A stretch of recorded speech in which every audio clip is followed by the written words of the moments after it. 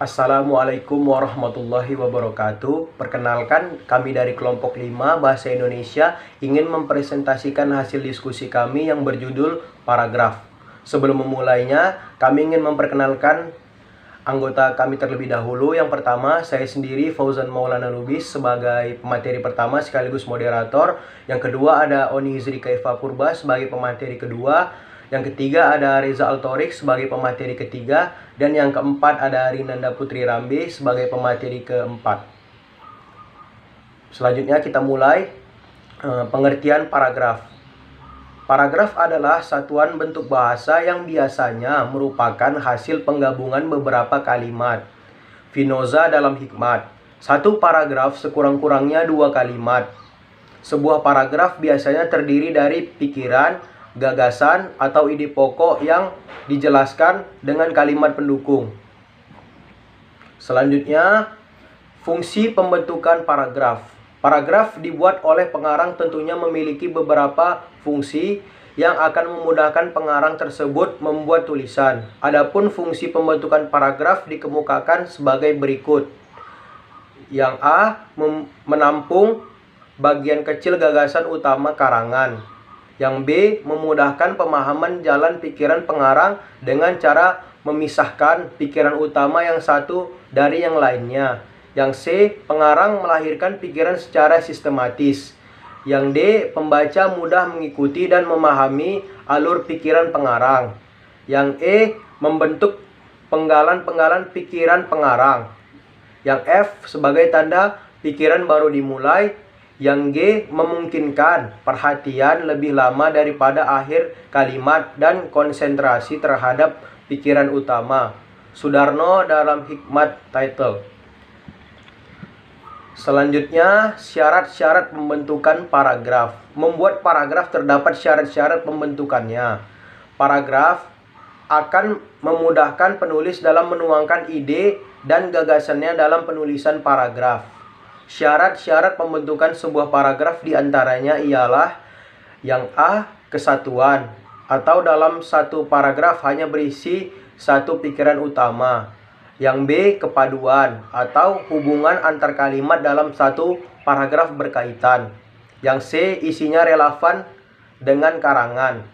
Yang D, pengembangan atau sebuah kalimat utama dalam sebuah paragraf dikembangkan dengan kalimat-kalimat penjelas. Selanjutnya akan dilanjutkan oleh teman saya Oni Hizri Kaifa Purba. Terima kasih. Selanjutnya unsur paragraf. 1. Kesatuan. Kalimat-kalimat dalam satu paragraf harus menggambarkan hubungan dan menunjukkan ikatan untuk mendukung satu gagasan dan pikiran sebagai pokok pikiran. Kesatuan berarti ada hubungan mengenai masalah dan tema dalam pengembangan. 2. Koherensi. Kekompakan hubungan antara sebuah kalimat dengan kalimat lainnya yang membentuk satu paragraf. Koherensi atau kepaduan yang baik, terjadi hubungan timbal balik antara kalimat yang satu dengan kalimat yang lain. 3. Pengembangan. Gambaran mengenai kesatuan dan penyatuan akan jelas terlihat dalam pengembangan paragraf. Kerangka paragraf. Sebelum membuat paragraf, sebaiknya menyusun kerangka paragraf. Karena dengan menyusun kerangka paragraf, maka akan mempermudah penulis dalam membentuk sebuah paragraf. Penyusunan paragraf sebagai berikut. 1. Menentukan tema. 2. Menentukan ide pokok dengan menuangkan kalimat yang menjadi ide dasar paragraf. 3. Menuliskan kalimat penjelas untuk mendukung ide pokok. Macam-macam paragraf. Jenis paragraf berdasarkan isi. 1. Narasi. 2. Deskripsi. 3. Eksposisi. 4. Argumentasi. 5. Persuasi. Assalamualaikum warahmatullahi wabarakatuh. Saya Muhammad Reza Altorik yang akan membacakan materi ketiga, yaitu narasi adalah paragraf yang menceritakan atau mengisahkan suatu kejadian atau peristiwa. Bentuk ini mementingkan urutan kejadian dan tokoh Sudarno dalam hakikat. Yang kedua, deskripsi. Deskripsi adalah paragraf yang menggambarkan suatu objek sehingga membaca seakan bisa melihat, mendengar, dan merasakan. Objek yang digambarkan itu objek yang dideskripsikan dapat berupa orang, benda, atau tempat. Ciri-cirinya ada objek yang dapat digambarkan. Yang ketiga, eksposisi. Eksposisi adalah paragraf yang menginformasikan suatu teori, teknik, dan kiat. petunjuk sehingga orang yang membacanya akan bertambah wawasannya. Jenis paragraf berdasarkan letak kalimat utamanya. Yang pertama A, paragraf deduktif. Yang kedua, paragraf induktif. Yang ketiga, paragraf campuran. Paragraf deduktif adalah paragraf yang dimulai dengan mengemukakan persoalan pokok atau kalimat topik, kemudian diikuti kalimat-kalimat penjelas. Contohnya, kemauannya sulit untuk diikuti. Dalam rapat sebelumnya sudah diputuskan bahwa dana itu harus disimpan dulu. Para peserta sudah menyiapkan atau menyepakati hal itu, akan tetapi hari ini ia memaksa menggunakannya membentuk usaha baru. Sekian yang saya dapat jelaskan. Terima kasih. Baiklah, saya akan melanjutkan materi dari Reza Altorik, yaitu paragraf induktif. Paragraf induktif adalah paragraf yang dimulai dengan mengemukakan penjelasan-penjelasan, kemudian diakhiri dengan kalimat topik. Paragraf induktif dapat dibagi ke dalam 3 jenis, yaitu generalisasi, analogi, dan kausalitas. Selanjutnya yaitu paragraf campuran, yaitu paragraf yang dimulai dengan mengemukakan persoalan pokok atau kalimat topik, kemudian diikuti kalimat-kalimat penjelas, dan diakhiri dengan kalimat topik. Kalimat topik yang ada pada akhir paragraf merupakan penegasan dari awal paragraf. Contohnya, dalam kehidupan sehari-hari, manusia tidak dapat dilepaskan dari komunikasi. Kegiatan apapun yang dilakukan manusia pasti menggunakan sarana komunikasi, baik sarana komunikasi yang sederhana maupun yang modern.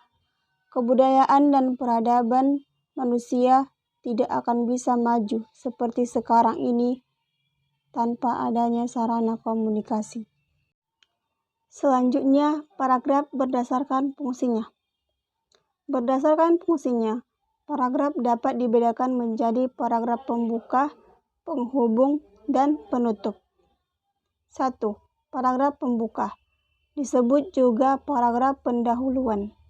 Paragraf ini berisi ancang-ancang atau arahan tentang apa yang akan diuraikan atau dibahas pada bagian isi wacana. Selain itu, paragraf pendahuluan berisi tentang tujuan dan pembatasan topik pembicaraan. Selain itu, paragraf pembuka mengemukakan hal-hal yang menjadi peminat para pembaca. Dengan kata lain, paragraf pembuka itu harus menambahkan perasaan ingin tahu para pembaca tentang apa yang diuraikan selanjutnya. 2. Paragraf penghubung disebut juga paragraf pengembang, karena paragraf ini berfungsi mengembangkan isi wacana. Isi wacana merupakan pengembangan ide-ide atau subtopik pembicaraan. Selanjutnya yang terakhir, yaitu paragraf penutup, adalah paragraf yang mengakhiri sebuah uraian, bisa mengandung bermacam-macam maksud atau isi, seperti kesimpulan uraian, saran atau harapan, penegasan, kritikan, dan rangkuman isi uraian atau resum. Selanjutnya saya kembalikan kepada moderator. Terima kasih kepada teman-teman semua yang telah memaparkan materinya, dan juga terima kasih kepada teman-teman semua yang telah menonton video ini sampai akhir.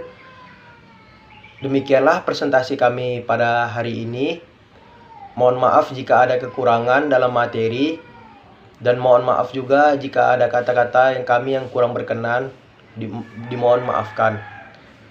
Sekian dari presentasi kami kali ini. Wabillahi taufiq wal hidayah. Wassalamualaikum warahmatullahi wabarakatuh.